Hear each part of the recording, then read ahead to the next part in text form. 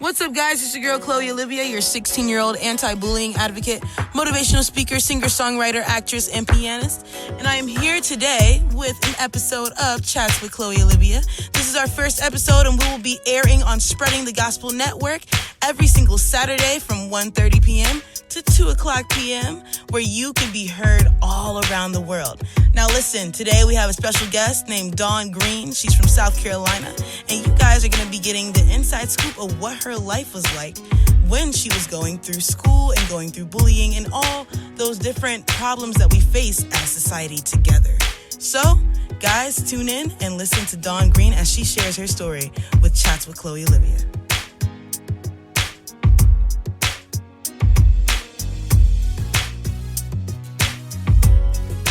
Yeah, these are nice, guys. You have one nice picture of SpongeBob on. Okay, we got a nice picture of SpongeBob. And who is this? Simba off of the Lion. Oh, yeah. And my personal favorite, Tweety Bird. I love them all. They're amazing. And I think me and the audience want to know what made you draw these pictures. Like, did you do it for fun? For the last 2 hours, bored. So I basically draw for entertainment. But I wanted to draw SpongeBob like this because I know he acts silly a lot and he transforms when he's like very silly. His personality, something goes crazy up here and it causes him to transform into a lot of different shapes and sizes. So. Yeah, I'm very, very glad that you were able to share some of your artwork with me and the audience. Thank you so much. So how old were you when you started drawing? I was 18. Okay. And you're how old now? 22. Okay, so you started a little bit ago. How do you feel when you draw? Is it like an outlet? Do you just... It makes me feel good after I drew it because I can actually say that, like, man, I drew this, or something that I just, like, did that I thought I couldn't do. Like, I would pick the hardest pictures, and then I say, man, how did I do this? And I just did it. And that's a valuable lesson that me and the audience probably has to know, is to never give up. I learned that lesson the other day when I was at my school, but you just never give up. Because if you do, you might miss out on something that's remarkable. But I had a headache after I drew this. Did you? I had a bad headache. Because it was a lot of work. Yeah, a lot of details. Yeah. My mom actually said it looked like 3D.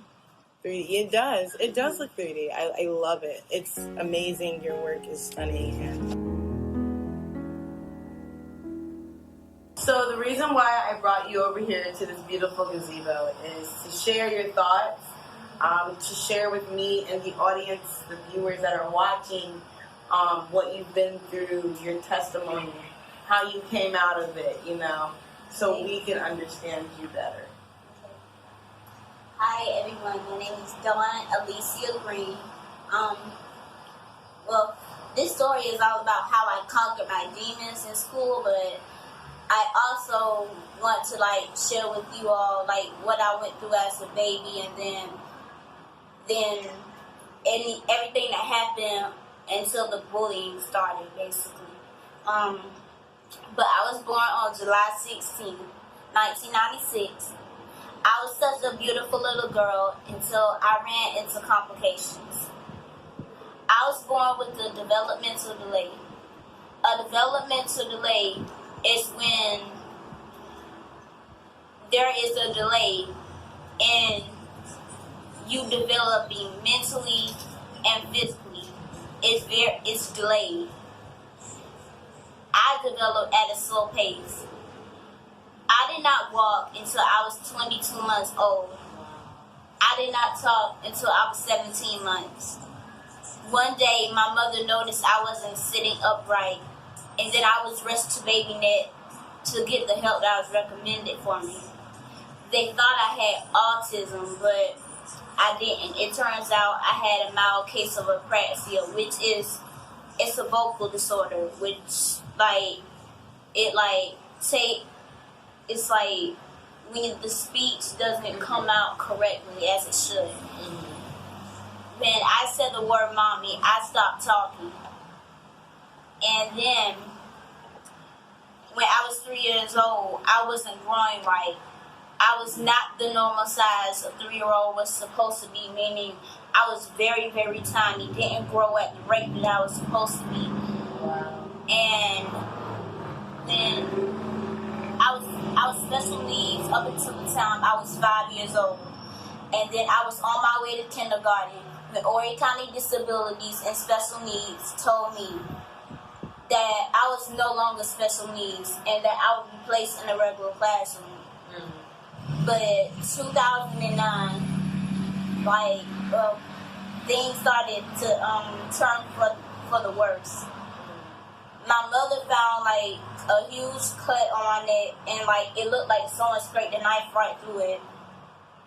They did a biopsy, and a week later they diagnosed me with leukemia of the skin, meaning skin cancer. I was falling apart because at that age nobody imagines having cancer at that age, and so I didn't know what to do. And what age were you at that point? I was 10. I didn't know what to do, and so I was just falling apart, and so they wanted to get a second opinion, and they sent it off to Pennsylvania, and I had to wait 2 weeks for the results to come back, and that was the longest wait I've ever had to experience such an emotional wait. But they got it back, and it came back negative. That it was just excellent. I was bullied up until the time I was in 12th grade. From 5th to 12th grade, I was bullied. I was transferred to 2 schools because of this. And none of the teachers would believe that I was bullied. Not even my gym teacher didn't even believe it. Wow. It was so bad to the point where every day, sometimes I would get so upset that I would throw up in the garbage can. I was told, I felt so worthless and felt like running away. And kids got out of school laughing. I got out of school just basically crying. I wanted to just run away. I never felt safe at school, and I just wanted everything to just be over. And I could relate to that because 2 days when I was in 4th grade, I decided that I just didn't want to go to school. Mm-hmm. I didn't want to go to school. I told my parents. I don't remember telling them why, but they probably assumed, they probably knew why already because of what I was telling them. And I literally got physically sick. I had to go to the hospital. And I was there, and I was out of school for the last 2 days of the week. So when I came back, there were people that were asking, where have you been? And I'm like, well, you didn't call to check on me. And I was in 4th grade. You didn't have a phone in 4th grade, but, you still could have, And I was out because I was just physically sick. So I can understand that it's disgusting that bullying is happening to a point where people are literally getting physically and mentally sick. Yeah, and then that's when I was transferred to 2 schools, but it still didn't stop. Sometimes my mom had to get off for work just to come and put a teacher in their place because they didn't believe me and wasn't doing nothing about it. Mm-hmm. And so then when I got to the second school, it didn't stop. It was still going on. So that's when 12th grade. When I was in the 9th grade, mm-hmm. in the 10th grade basically, I was basically in 9th grade, I was in self-contained classes, and my mom wanted me to get a diploma, a high school diploma, because she knew how smart I was, and she didn't give up or anything. I didn't give up because the teachers thought I couldn't get a diploma. They thought I was going to get a certificate, but So what I did was, well, what my mom did was she told them that I wanted to like be in a regular class. So in the 9th grade, I was in a regular classroom, but I was still getting bullied in the regular classrooms. And so that was when the 9th grade, after I finished 9th grade that summer, I told my doctor that I just wanted to get in homeschooling. I just wanted to drop out of school. He did not let me drop out of school. And so I didn't even want to hear that because I just wanted to do what I wanted to do. What are some of the things that they did when they bullied you? What are some of the things? Oh yeah, they threatened to beat me up, throw rocks at me. They humiliated me in front of everybody, and they threatened to push me down the stairs, basically. And when I was in like the 9th, and like they called me the cripple girl because I had about 5 surgeries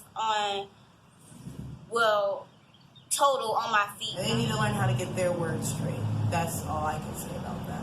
And then that's why I wanted to drop out, but my doctor wouldn't let me. So I wanted to do what I wanted to do. I was not even trying to listen what he had to say, and so because I was just stuck in my ways. So that was when I went to school like he told me to. 9th grade, regular classes, and then the 10th grade year, they had an IEP meeting and saw so much growth in my academic record that they decided to let me do 2 grades in 1 year, and I got the opportunity to actually graduate early. So instead of graduating in 2016, I got to graduate in 2015. And when I hit the 12th grade year, I was still getting bullied in my math class, and because I was asking questions, and so like I went up in front of the class and told them to back off, and I stood up for myself and told them how it made me feel, and that didn't work. They just kept making excuses about why they were bullying me, and so like I didn't give up and asked the questions that I needed to learn. And that's why you graduated early, is because the one way to learn is to ask questions. I don't understand why people get it misconstrued and they're scared of asking questions. Right. So that's why you graduated early and not then at the end of me not giving up, it didn't work out when I stood up for myself. So at the end, I kept holding on to God and His Word, and so I was saying, okay, I'm not going to give up. I'm going to keep asking questions. And the end result was half the class failed and I passed. And that is basically my testimony.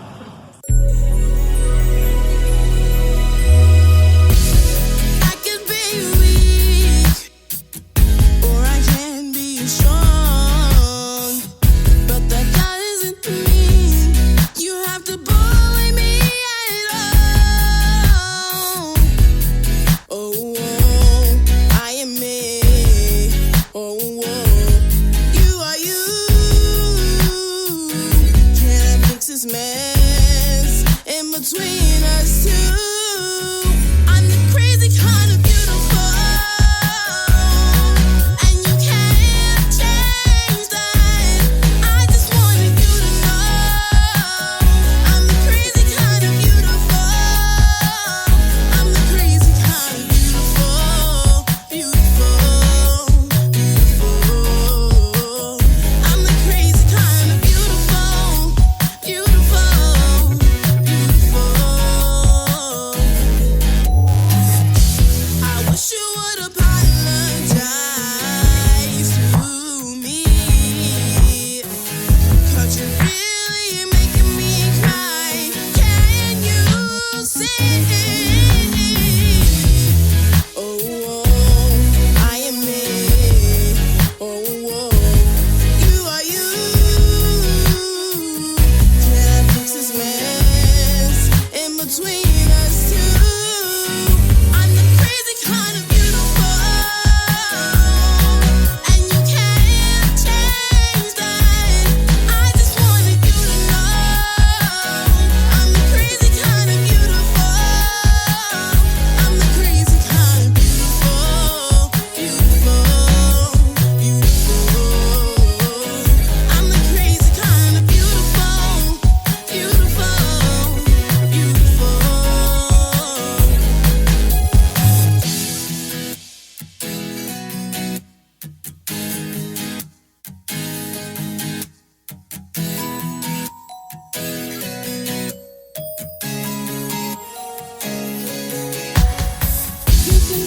to me, but don't bully me. Please don't bully me. Don't even try. You can talk to me, but don't bully me. Please don't bully me. Don't even try.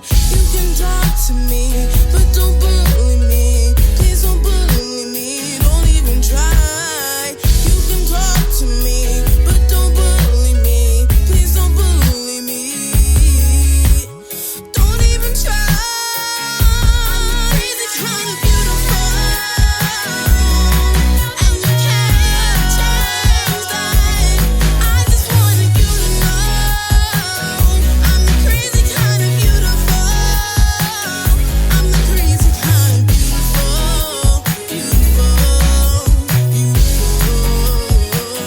I'm the crazy kind of beautiful, beautiful, beautiful.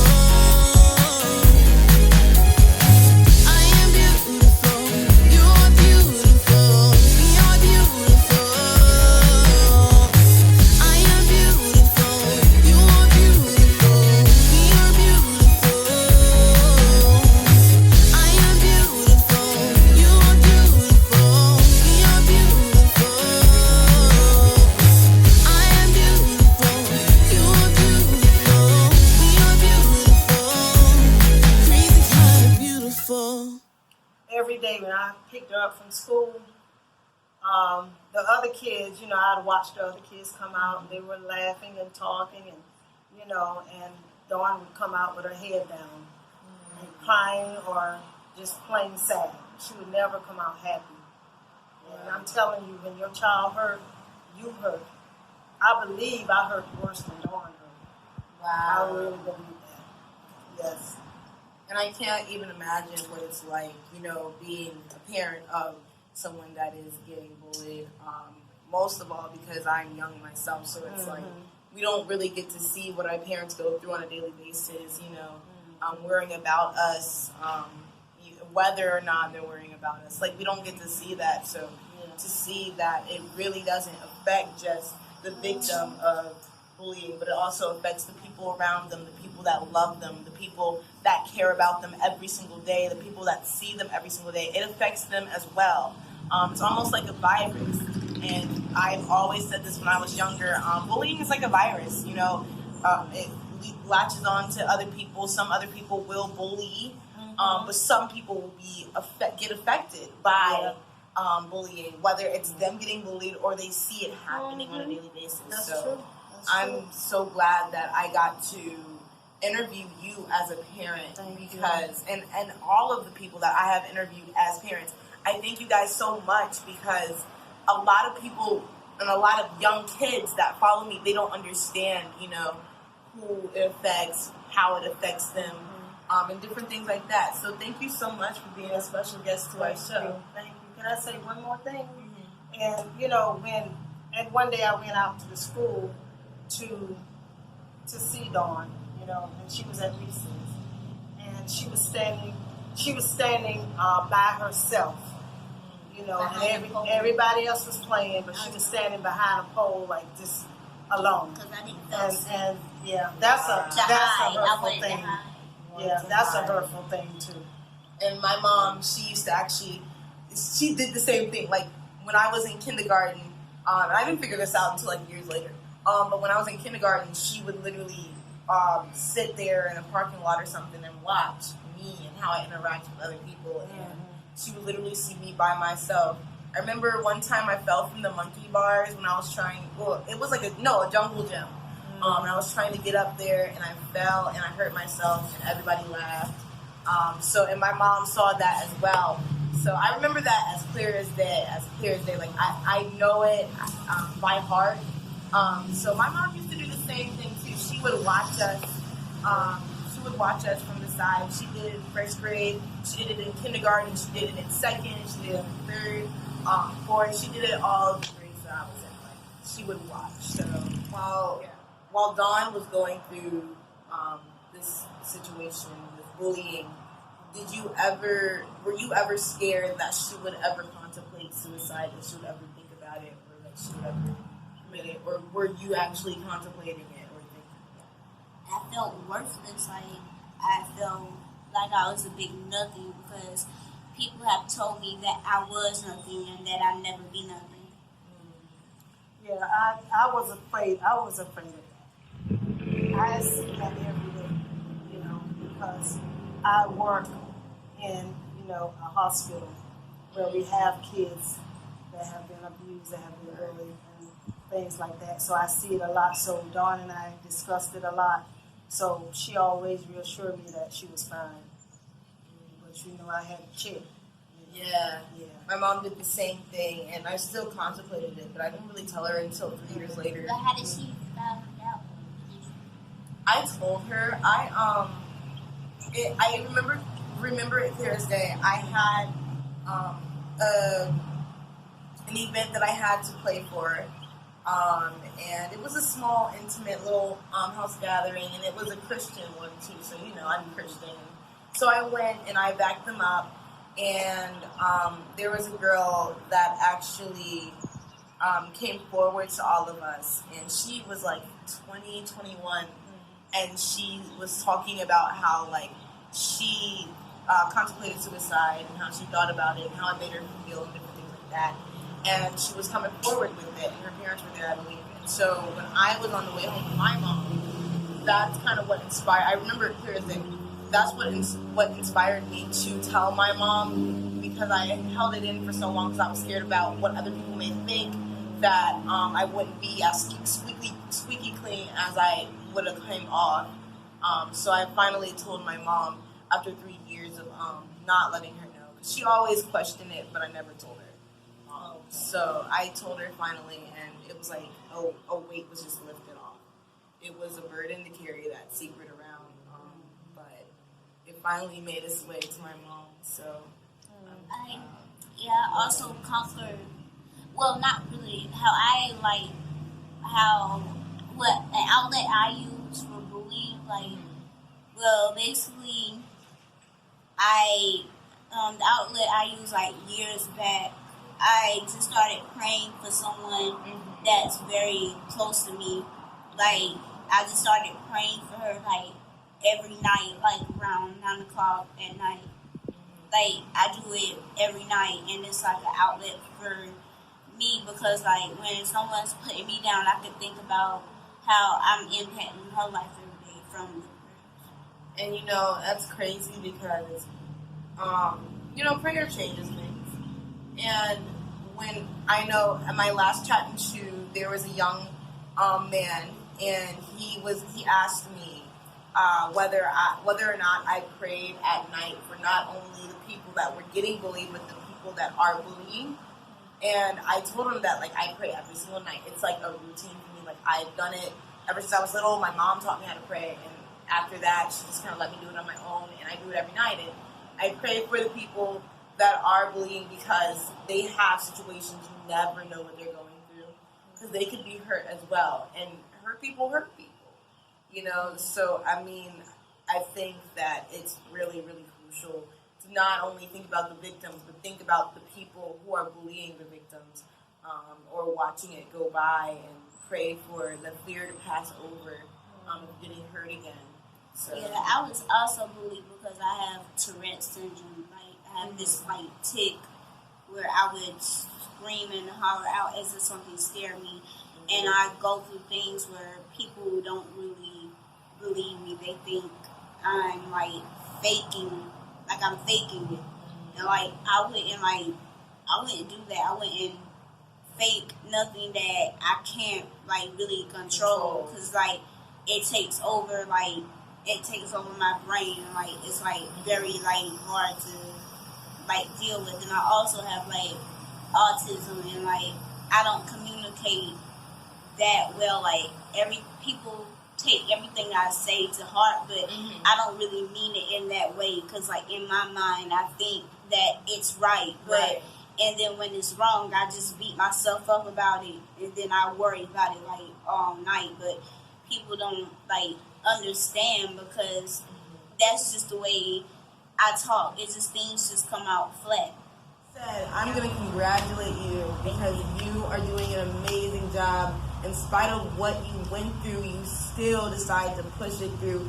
And you taught me and the audience, I'm pretty sure you and other people, a lesson. You are inspiring people, and I hope that your walk in this journey with God and with inspiring other people and getting the world to know your story, I hope that it goes well. And like I said, guys, remember that success is the best revenge. So right now, you're being successful because you're on Chloe Olivia's Chatting Too. And you're sitting here with me telling me your story while they're over there at home watching, okay? So thank you guys so much for tuning in. What is your Instagram and Twitter? What is your social media outlet so people can follow you? On Facebook is Dawn Alicia Green. And I am on Twitter and Instagram. You already know it is at the Chloe Olivia, at TheChloeOlivia. Also, my Facebook is Chloe Olivia Gloston with the hyphen between those first names. And I will get back to you guys if you guys let me know your stories. Let me know if you have anyone that has gone through anything, that is doing an amazing thing in their community. And I will get back to you guys as soon as possible. Thank you so much. Hey guys, this is Chloe Olivia again, and I hope that you guys enjoyed that story. Make sure that if you guys have a story to tell, email me at chloeoliviatalent@gmail.com. That's chloeoliviatalent@gmail.com. Again, I will be hosting Chats with Chloe Olivia every single Saturday, 1:30 to 2 o'clock p.m. And we will be airing on Spreading the Gospel Network, where your story can be heard all around the world. All right? Take care, and as always, don't forget to pray tonight.